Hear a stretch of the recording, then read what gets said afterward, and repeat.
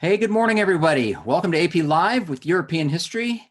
Sun is shining here in Minneapolis. It's going to be a nice day. Katie says it's already a great day in Miami. My name is Todd Beach. I teach AP European History at Eastview High School in Apple Valley, Minnesota. That's a suburb of Minneapolis and St. Paul. And this is Katie.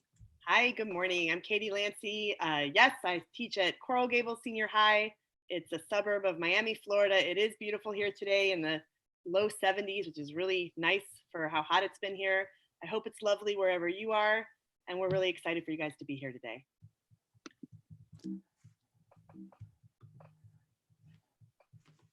All right, so as we look, if you see this calendar, we just want to cue you to a few things. Today we are, flying through the French Revolution and Napoleon, and then wanting to remind you that we are going to have multiple chances for you to practice whole complete DBQs.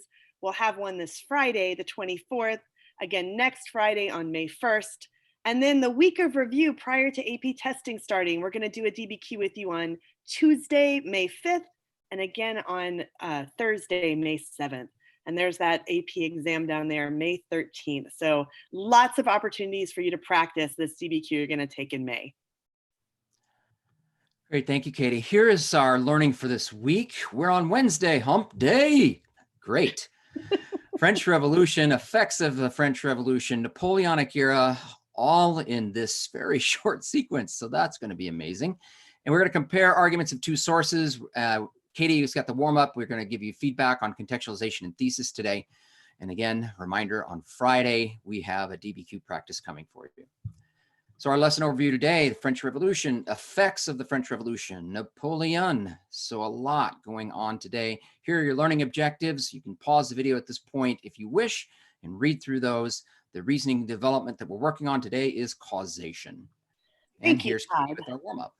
All right, so yesterday I gave you an assignment to do some context and thesis, and I wanted to show you a couple examples of students who did a really nice job of giving us rich context and giving us a thesis that had a line of reasoning.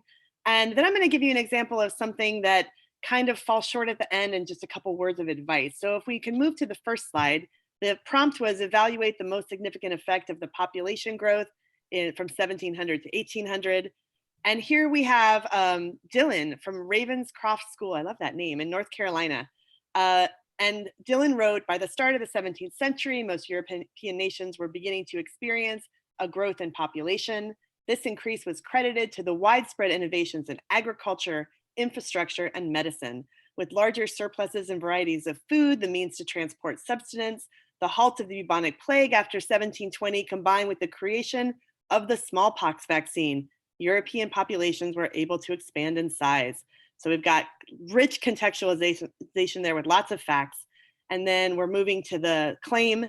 The most significant effect of population growth was the long-term urbanization, which saw the movement of many European peoples into cities looking for work. This movement created a steady workforce ready to take on the new production challenges in the era of industrialization, allowing it to flourish. And I would say many people went that direction with this prompt, and that's a really nice job linking growth of population to that movement that's there. So very nice job, Dylan. And then our second response is from Penelope. Penelope had a really great last name, Sunshine, I think it was, which is awesome. The Stiver School of the Arts in Ohio. And here's Penelope's response. As the discovery and trade through America brought new people and ideas across the world, new and more sustainable foods were brought to Europe as well. Easily grown and stored foodstuffs such as potatoes promoted a huge growth in population across Europe, which was then more than ever unthreatened by diseases such as the Black Plague and sanitation issues. As the population grew, so did trade and the need for jobs to fill manufacturing positions. With absolutist reign spreading in Europe, the putting out system where manufactured goods sold from, not bought by European countries, grew rapidly, which created many jobs for the newly populated European society. The most significant effect, and that was a great contextualization, lots of information there. And now to the claim. The most significant effect of European population growth was the ability to fill manufacturing jobs, right? The people are filling those jobs, which led to a growth in the economy and industrial development, and an event that would eventually lead to the Industrial Revolution. So really nice job, Penelope. having this rich, just excellent thesis filled with contextualization filled with facts, and then bringing it on to a nice claim that has a line of reasoning. So good job. So I wanted to point out for this last slide, this was a very bright student, and I can see from some of the correspondence that we had back and forth.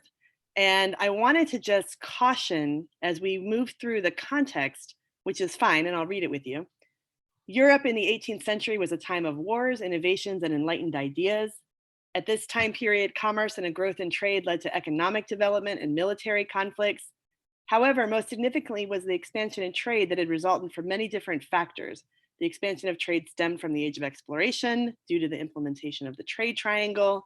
What was founded from this trade was different material and an introduction of foods to Europe that had never been there before. This resulted in an increase in population and had many outcomes. All right, so we've got some stuff in that contextualization that would allow it to get credit. There's some facts there that lead up to this population growth. And then the claim is, nevertheless, the most significant effects of the population growth in Europe during the 18th century were the creation of ideas such as free trade and an abundance of labor. So that first part of the claim there, the creation of ideas, is sort of vague. It's definitely vague. And population growth is not specifically leading to ideas in general. But that abundance of labor is definitely something that we see from population growth. We're really just missing the line of reasoning as to what that abundance of labor is going to do. So that blank space at the end kind of needs to be filled. Like, what's going on? What's the line of reasoning and the importance of this abundance of labor? And Todd and I were talking this morning, and I definitely think that this is a really good reason for restating and doing a nicer job in the conclusion. Because I am sure as this student was working through the essay, when the conclusion was arrived at, probably that would have been fleshed out with an actual line of reasoning. And I want to remind you that we see lots and lots of essays that get credit for the claim and the thesis in the concluding paragraph.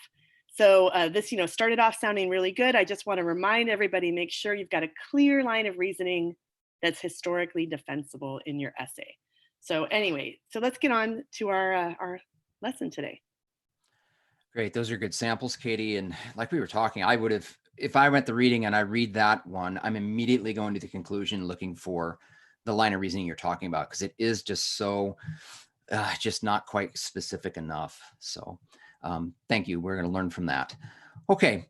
We're going to begin with the French Revolution, and we're going to contextualize that. And then Katie's going to unpack it for us. So I'm going to bring you back to this little acronym that we've been using. I know a lot of other teachers use something like Persia, or they use Spice Tea, whatever acronym. If your teacher uses something like this to help you at contextualization, please go ahead and keep using it. I was asked by another teacher this week, I said, why do you use GeoSprite? And I said, sometimes when students have a hard time kind of just getting into it, I said, we can always begin with a place.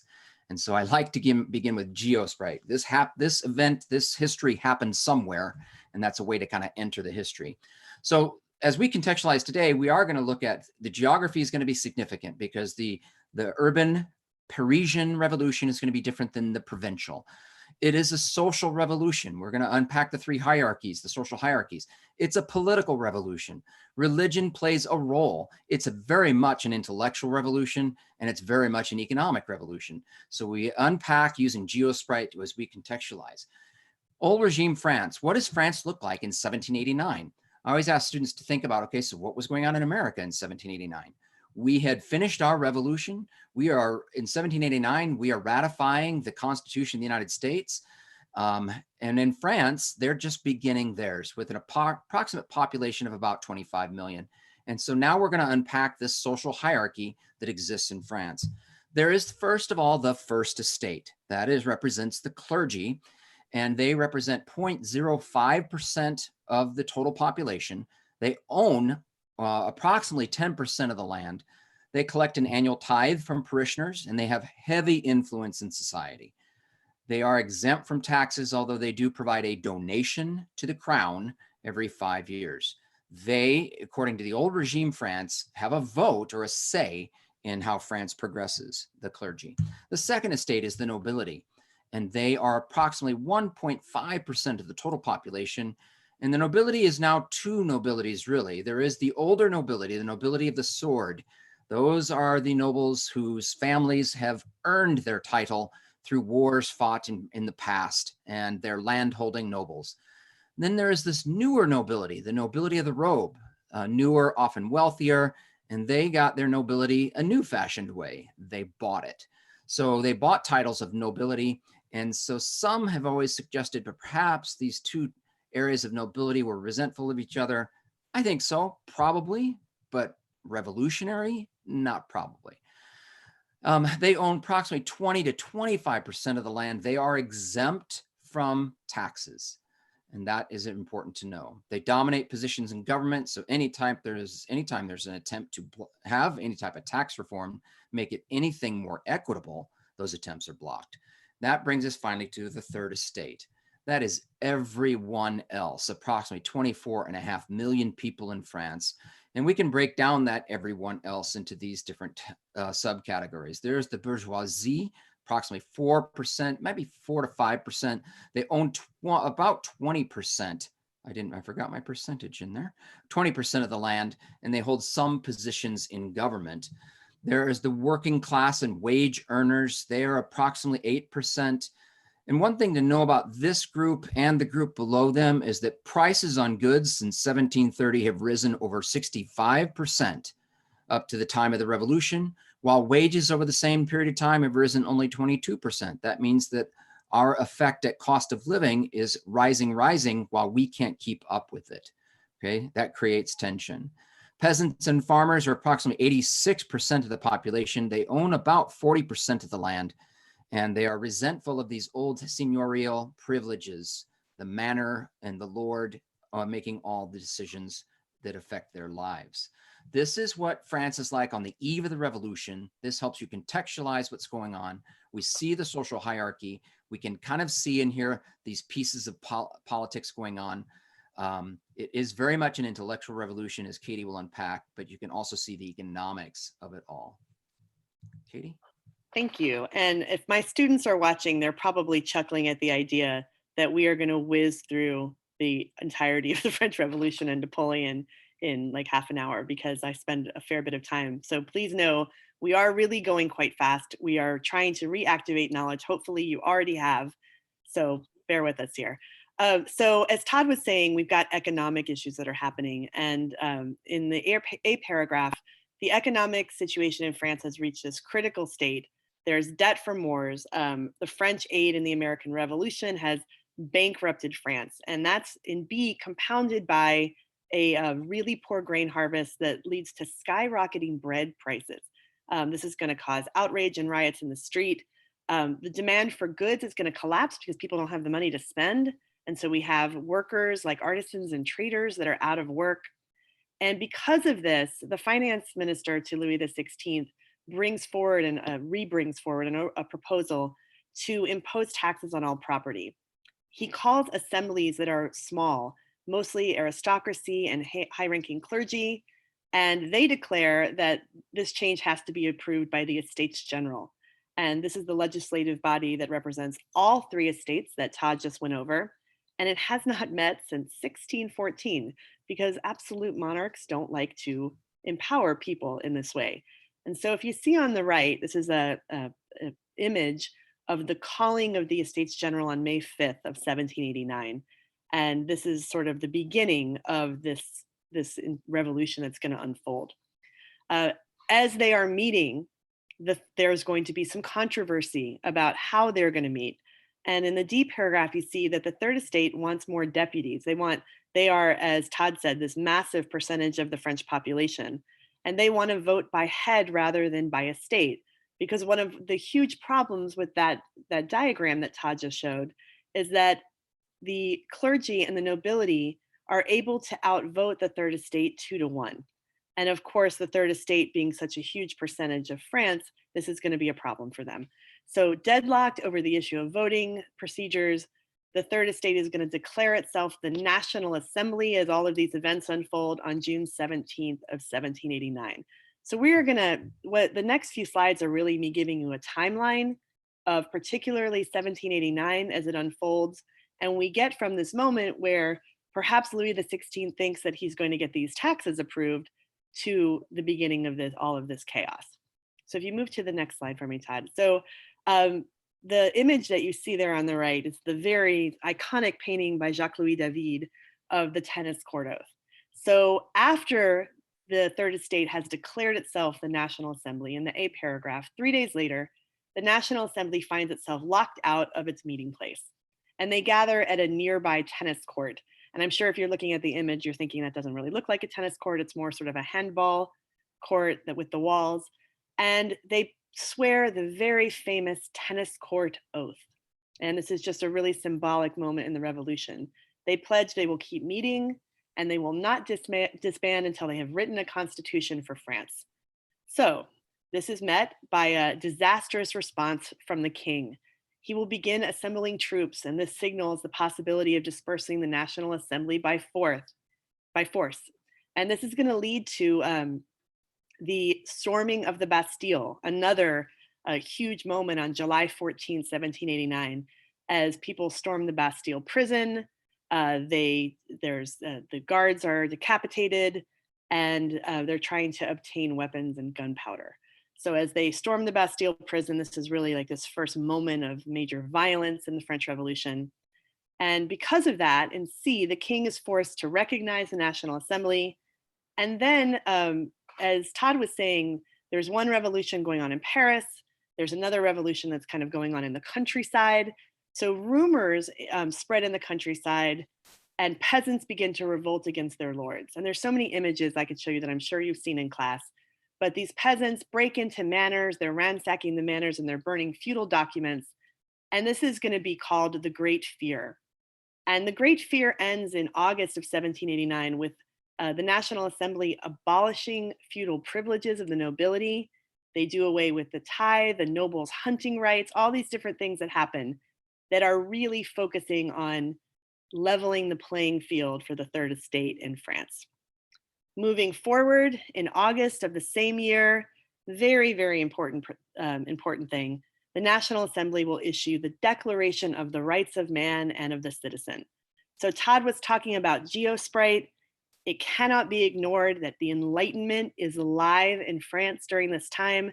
This is going to call for Enlightenment principles of equality before the law, individual freedoms like the ones that I talked about from John Locke, judicial rights, and a representative government. So this is all unfolded between May and August in the year 1789. And I'm not even covering everything, just trying to hit some of the highlights. All right, so go to the next slide for me.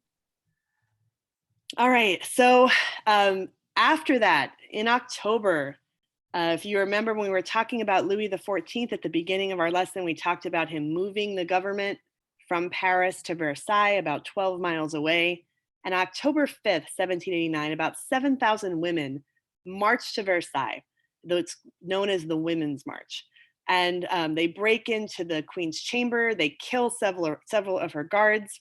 And really importantly, they're very angry, they're looking for bread, they bring the king and queen, the royal family, back to Paris because that was a 12-mile walk, and they're really looking to have the king and queen under their control.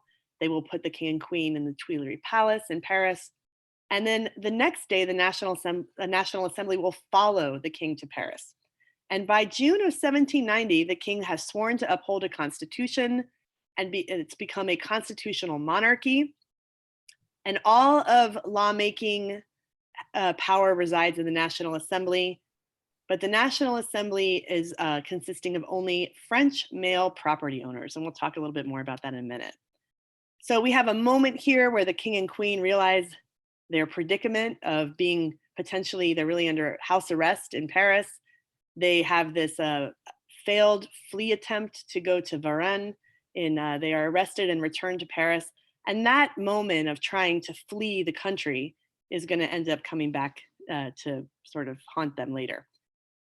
We will see, Todd said how we have religion going on here, and we do.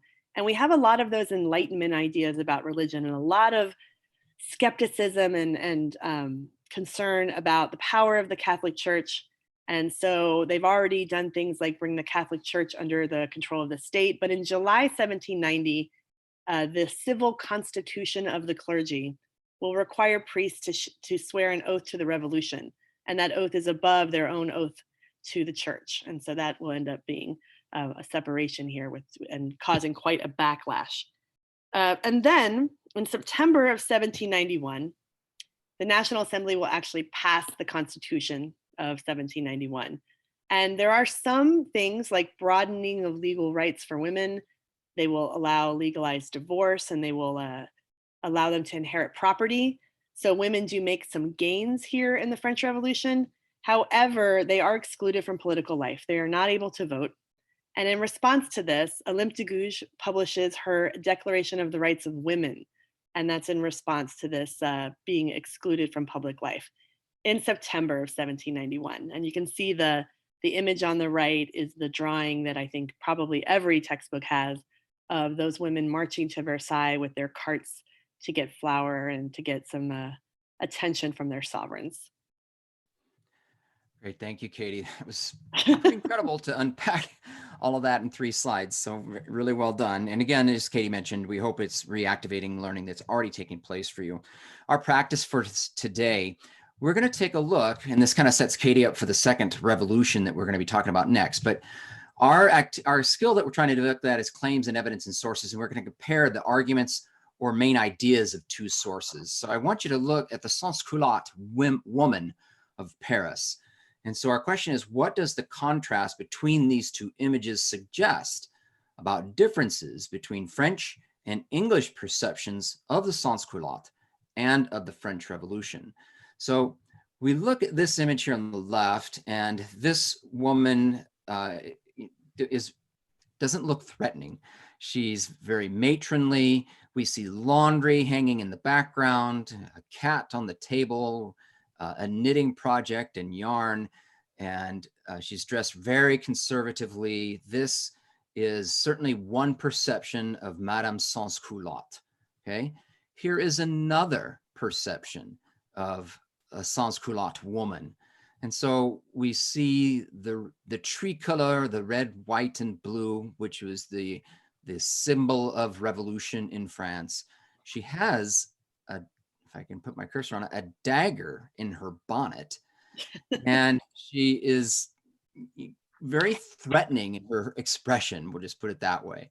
So which of these 2 do you think is an English interpretation, and which do you think is a French interpretation? Always, if we were in the classroom, and let students turn and talk and put together their ideas. But this is a depiction by a French artist. This is what Madame Sans-Culotte must look like to this French artist. It is not threatening. It's wholesome and domestic and not threatening. Whereas the English, a depiction by an English artist, is this very threatening one. The caption above, by the way, reads in part, "Heads, blood, death, I am the goddess of liberty, long live the guillotine." So this gives you this very good contrast between the 2 images of the sans-culotte woman of Paris. And I hope that activity helps you think differently about point of view, right, of these 2 women, depictions of women. I love that. So you ended with the guillotine, and the guillotine is going to sort of make an entrance here in this second part. So at this moment, as you can imagine, the monarchs surrounding France are very unhappy about the fate of the king and queen, who have been arrested really after they've been brought back from their failed attempt to flee. So Prussia and Austria issue the Declaration of Pillnitz. And this promises to restore the monarch in France. And in April 1792, France is going to declare war on Austria. So we're going to start to see France embroiled in all of these wars. The king thinks this is a great idea because he's actually thinking that France will lose the war to Austria, and Austria will assist him in gaining back his throne. If you remember, Austria and Marie Antoinette are related to one another. So, and then we move forward, again, moving through all of this very quickly and leaving things out for sure. July of the same year, we have the war is going very badly, and Austria and Prussia issue the Brunswick Manifesto. And this is a threat, the destruction of Paris, if any harm comes to the monarchs. This is going to backfire. This is really going to irritate and agitate the crowd. And in August, a crowd is going to attack the palace. A new, more radical national convention is declared. And by September, the National Convention has abolished the monarchy, again, seeing that that attempt to flee was really Louis XVI abdicating his throne, and it declares France to be a republic. At this point, there are things that I've left out. There's the September massacres. France has redone its calendar. And so we are now going to have this republic dating from 1792 as year one. And if you're interested, you should Google the revolutionary calendar and what they do with it. It's really quite extraordinary. Moving on in January of 1793, the king is placed on trial for treason. He's found guilty by the convention. He is executed, and France really enters at this point the reign of terror.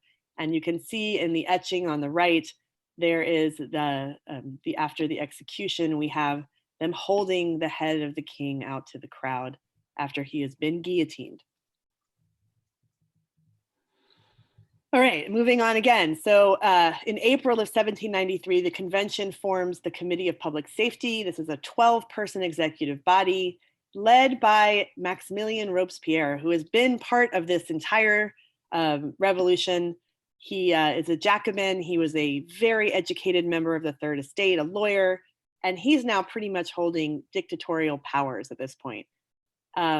He collaborates with the sans-culottes, which, as Todd was just talking about, the working people of France. I have lots of French students who translate that and laugh.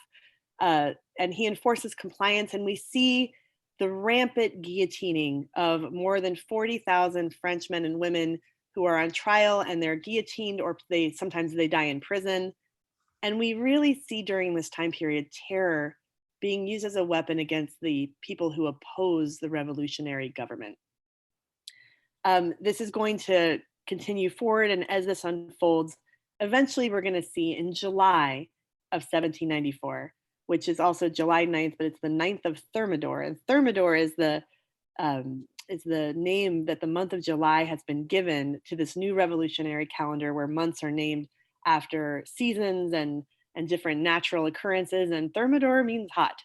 So Robespierre himself is guillotined. From there, many of his supporters, who are educated and middle-class members of the Third Estate, as he was himself, will reassert their authority during this time called the Thermidorian Reaction, named after when this begins in July. And from there, the National Convention writes a new constitution.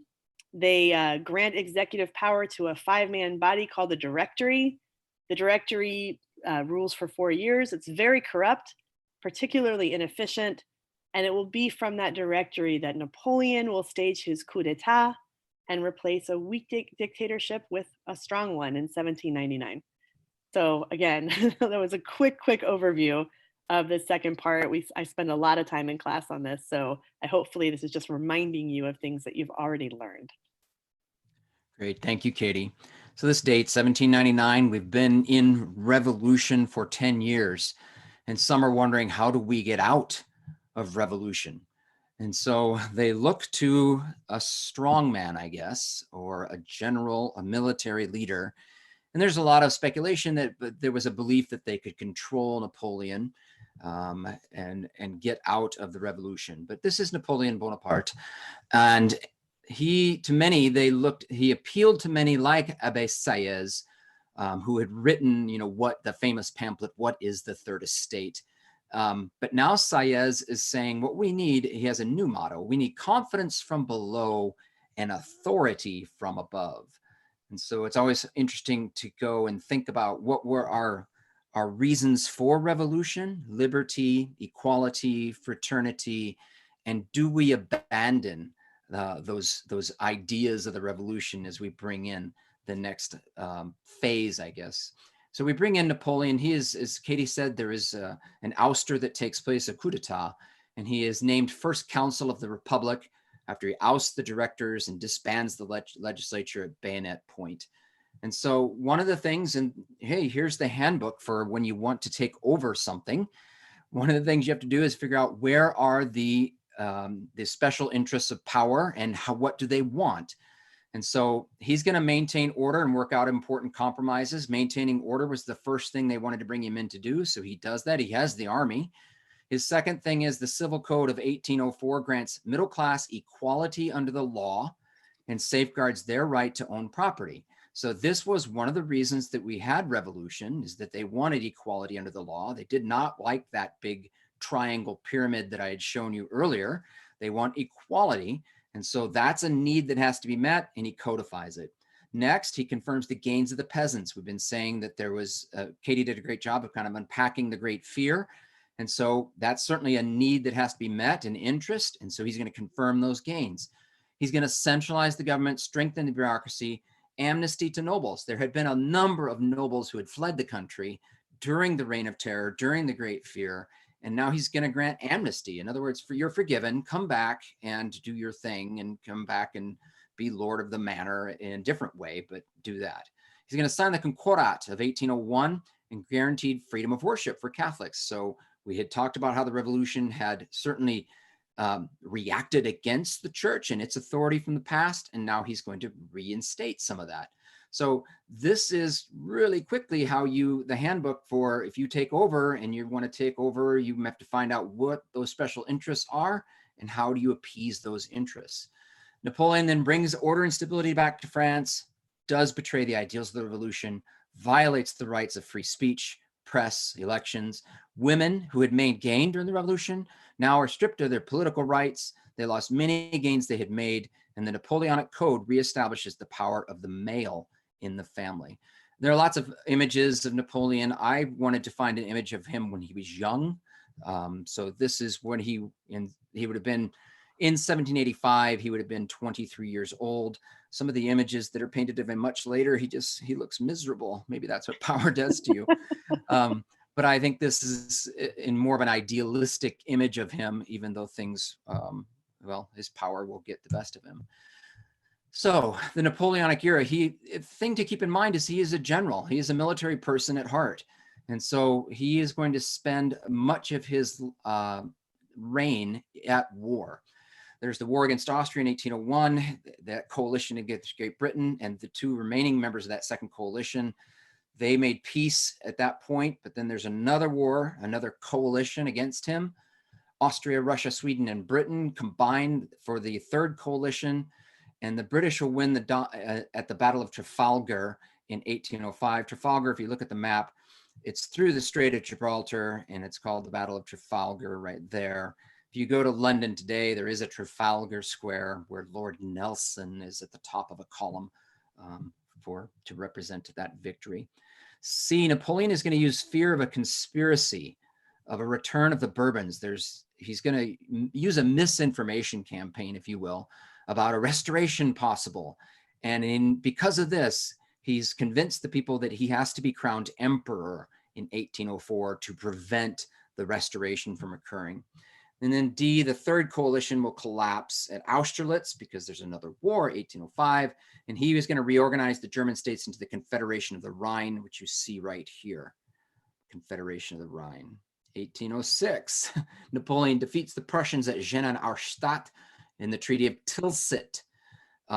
Is in 1807. Half of Prussia's population is now under French rule as a result of that. Russia accepts Napoleon's reorganization of Western and Central Europe, and so we start to see this become under French rule as well. So you take a look at this map and you can see all of this except the Russian Empire and Sweden and England and the Ottoman Empire down here, but so much of continental Europe is under the control of Napoleon and his grand empire. The control of continental Europe by 1807, he introduces many French laws, abolishes feudal dues and serfdom. In the process, levies heavy taxes to pay for it all. So this is from the map archive, the French Empire, by circa 1812. And then the beginning of the end then. The beginning of the end for Napoleon came with the Spanish Revolt of 1808 and a British blockade. So I'm going to turn to this image because it's one of my favorite paintings. It's Goya's The 3rd of May. And this is an image that would be a great image actually for some type of a DBQ that deals with this, because it's so rich to unpack this. Your eye is already drawn to this middle image here where the light, the artist Goya has given us this light. And white is obviously symbolic of innocence and purity. And the man has his hands raised to the sky. And in the shadowy figures, we see soldiers, staring down at bayonet point. We see a monk here. We see people obviously assassinated here, men with hands in their face. And it looks like we're outside of a town, like we've been taken outside of the town to make this less visible to everyone else. And so this has to do with this Spanish revolt. One of Napoleon's, gosh, is it his brother? I can't remember. One of his members of his family is now on the throne in Spain, and there's this revolt that takes place. But the real disaster comes with the French invasion of Russia in 1812. This is where, if you have a chance, maybe your teacher's already shown you the very famous Minard map. It's something you can Google that kind of gives you a statistical graph of this march to Moscow and back.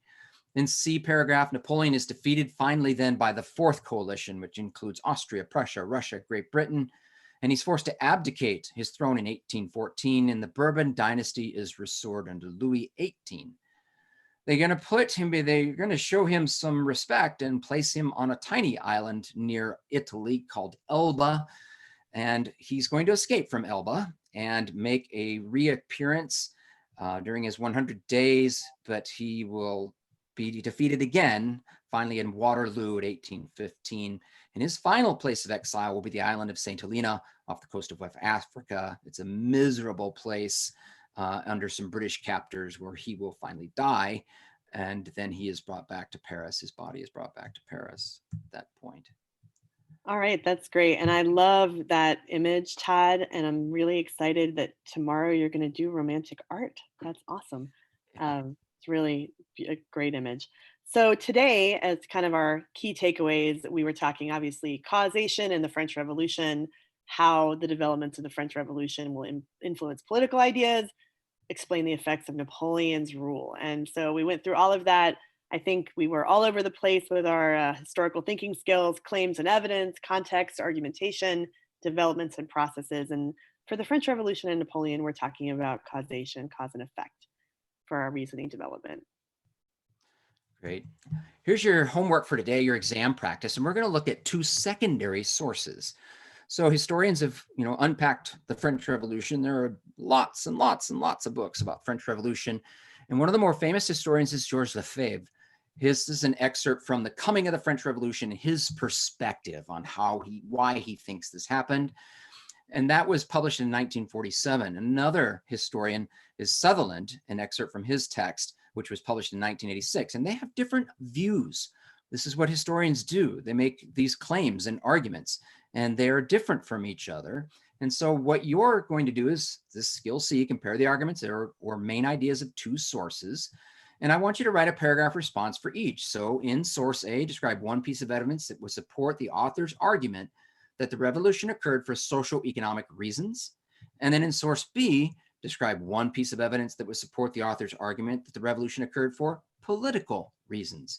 Okay, so two historians arguing with each other. You're looking for the evidence in these sources. That's very similar to what we ask you to do on a document-based question. And you can turn those responses into apvirtuallearning@gmail.com. Include your first name, school, and state or country, and we'll unpack those, look at those samples tomorrow. Okay, for our shout out today, these are students that have been emailing us, different students from these schools over and over. So the first shout out is for Alta High School in Sandy, Utah. Go Hawks. The second one is West High School in Iowa City, Iowa. Go Trojans. And then I really kind of love the mascot for our third one. This is Redwood High School in Visalia, California, the home of the Redwood Rangers. So that was a pretty unique mascot there. Guys, if you go to those schools, thank you again for all of your awesome work, continuing to send information into us and let us give you feedback. And we really do appreciate it. We hope you're finding it useful. Great, Katie. Oh, one more thing from College Board. We know that not all students have access to the internet or device.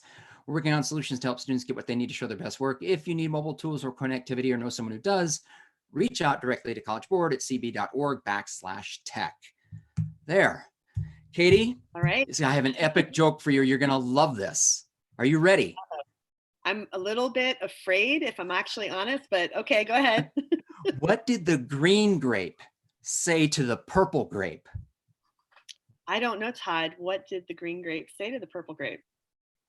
Breathe, you fool, breathe. Okay, you're such a dork. I know. I hope you're having a great week, and we will see you tomorrow. Thanks for watching, everybody. Bye-bye.